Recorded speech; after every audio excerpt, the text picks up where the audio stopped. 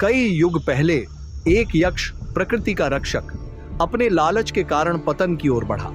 उसने वह चुराया जो उसका नहीं था और देवताओं ने उसे क्रोध में उसे श्राप दिया। तेरे लालच के कारण तेरी सभी शक्तियां छीन ली जाती हैं और तुझे मर्त्यलोक में निर्वासित किया जाता है। तुझे अपना श्राप मिटाने के लिए एक मानव राजकुमार की खोई हुई रियासत को वापस दिलाने में मदद करनी होगी। लेकिन याद रखना, अगर तू असफल हुआ तो तू हमेशा के लिए नश्वर दुनिया में फंसा रहेगा। राजकुमार, मेरी प्रजा बिखर चुकी है। मेरे पिता नहीं रहे और मेरा राज्य उन लोगों ने छीन लिया जिन्होंने कभी मेरी सेवा की थी। राजकुमार खड़ा होता है, उसकी आंखों में प्रतिशोध की ज्वाला जलती है।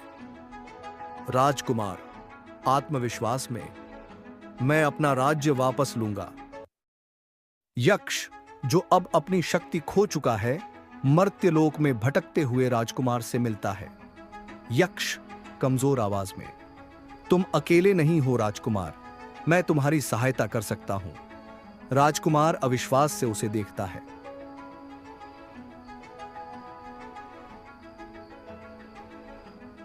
राजकुमार शंकालु स्वर में, तुम जैसे एक कमजोर प्राणी की मदद से मुझे क्या मिलेगा और तुम्हें क्या चाहिए? यक्ष एक पल के लिए रुकता है, उसकी आंखों में अपने श्राप का बोझ साफ दिखता है। यक्ष दर्द में धीरे से, मैंने भी सब कुछ खो दिया है। अगर मैंने तुम्हारी मदद न की तो मैं भी कभी मुक्त नहीं हो पाऊंगा। यक्ष और राजकुमार एक साथ यात्रा शुरू करते हैं, लेकिन उनके बीच तनाव बना रहता है। राजकुमार यक्ष पर भरोसा नहीं करता और यक्ष अपनी असफलता के डर से जूझता है। वे कुछ पुराने मित्रों से सहायता मांगते हैं, लेकिन उनमें से कई विश्वासघात कर देते हैं। राजकुमार गुस्से में, तुमने कहा था तुम मेरा मार्गदर्शन करोगे, तुम्हारी वजह से हम घात में फंस गए।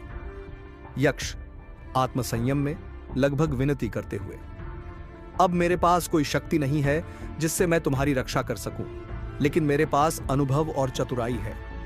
हमें शत्रु को मात दिमाग से देनी होगी। राजकुमार कठोरता से, तुम्हारी कोई शक्ति नहीं बची है, तुम मेरी क्या मदद करोगे? यक्ष सिर झुका लेता है, उसकी आंखों में शर्म और पीड़ा साफ झलकती है। यक्ष धीरे से, खुद से, शायद मैं सचमुच असफल होने के लिए बना हूं। एक पुराना मंदिर जिसके चारों ओर सन्नाटा पसरा हुआ है। यक्ष धीरे धीरे मंदिर में प्रवेश करता है। हवा में उसके धोखे और अपराध बोध के दृश्य झिलमिलाते हैं। वह पल देखता है जब उसने देवताओं को धोखा दिया था और कैसे उसकी सारी शक्ति उससे छीन ली गई थी। तेरे लालच के कारण तेरी सभी शक्तियां छीन ली जाती हैं और तुझे मर्त्यलोक में निर्वासित किया जाता है। यक्ष ने कभी सोचा था कि वह भाग्य को अपने हाथों में ले सकता है, कि वह मनुष्यों और देवताओं से ऊपर था, लेकिन अब अपने पतन को स्वीकारते हुए वह खुद को निहायत कमजोर और टूटा हुआ महसूस कर रहा था। यक्ष मंदिर की दीवारों को घूरता हुआ, आंखों में आंसू लिए धीरे धीरे बोलता है। यक्ष, मैंने आंखें मूंद ली थीं, मुझे केवल और अधिक चाहिए था और अब मेरे पास कुछ भी नहीं बचा है। लेकिन अगर मैं उसकी मदद कर सकूं, शायद मुझे फिर से अपनी जगह मिल जाए। मंदिर के एक कोने में छिपकर देख रहे राजकुमार चुपचाप सब देख रहा है। यह पहली बार है जब वह यक्ष की असली कमजोरी और पछतावे को देखता है। अंतिम युद्ध की तैयारी के दौरान राजकुमार यक्ष के पास आता है। उनका रिश्ता अब पहले जैसा नहीं रहा। राजकुमार नरम स्वर में, हम दोनों ने वह खोया है जो हमें सबसे प्रिय था, लेकिन अगर आज हम असफल हुए तो सब खत्म हो जाएगा। हम साथ मिलकर लड़ेंगे। यक्ष आश्चर्य में, तुम मुझ पर भरोसा करते हो? राजकुमार, मुझे करना होगा। राज्य के द्वार पर युद्ध शुरू हो चुका है। राजकुमार अपनी सेना का नेतृत्व करता है और यक्ष छिपकर अपने चतुराई भरे दांव खेलता है। शत्रु की आपूर्ति को काटना और सेनापतियों के बीच झूठ फैलाना। अचानक यक्ष पकड़ा जाता है और हड़बड़ी में वह अपनी खोई हुई शक्तियों को बुलाने की कोशिश करता है, लेकिन कुछ नहीं होता।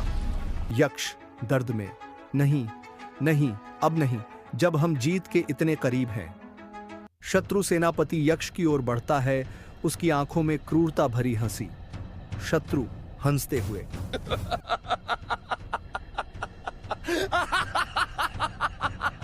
तो यह है वह यक्ष, एक शापित आत्मा जो अब किसी काम का नहीं। युद्ध अपने चरम पर है। राजकुमार यक्ष को खतरे में देखकर अपने घावों की परवाह किए बिना उसकी रक्षा के लिए दौड़ता है। वह यक्ष को शत्रु सेनापति से बचाता है, लेकिन खुद गंभीर रूप से घायल हो जाता है। राजकुमार दर्द में, तुमने मुझसे बचाया था, अब मेरी बारी है। राजकुमार अंतिम वार करता है और शत्रु सेनापति को हरा देता है, लेकिन वह अपनी चोटों से गिर पड़ता है। यक्ष घबराया हुआ उसके पास बैठते हुए, नहीं, तुम मर नहीं सकते, हम इतनी दूर आ चुके हैं।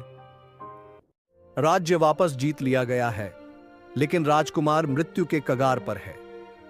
यक्ष को अब अपनी दिव्यता वापस मिल रही है, लेकिन उसका हृदय भारी है। यक्ष का श्राप मिट गया, उसकी शक्तियां लौट आईं, लेकिन उसने महसूस किया कि इसका कोई अर्थ नहीं अगर राजकुमार जीवित न रहे। यक्ष की शक्तियां वापस आ रही हैं, लेकिन उसकी आंखों में आंसू हैं। यक्ष आंसुओं में राजकुमार से, अगर मुझे हमेशा के लिए श्रापित रहना पड़े ताकि तुम जीवित रहो तो मुझे यह मंजूर है। यक्ष अपनी शक्तियों का त्याग कर देता है ताकि राजकुमार की जान बच सके। उसकी शक्तियां फिर से समाप्त हो जाती हैं, लेकिन उसके चेहरे पर एक हल्की मुस्कान है। यक्ष धीरे से, मैंने एक बार लालच किया था, अब मैंने सब कुछ दे दिया। राजकुमार, जो अब स्वस्थ है, यक्ष के अंतिम विश्राम स्थल पर खड़ा है। उसकी आंखों में कृतज्ञता और शोक के भाव है। राजकुमार नरम स्वर में, तुम केवल एक आत्मा नहीं थे यक्ष, तुम इस राज्य की आत्मा थे और मैं तुम्हें कभी नहीं भूलूंगा। राजकुमार जैसे ही मुड़ता है, दूर से एक हल्की रोशनी दिखाई देती है।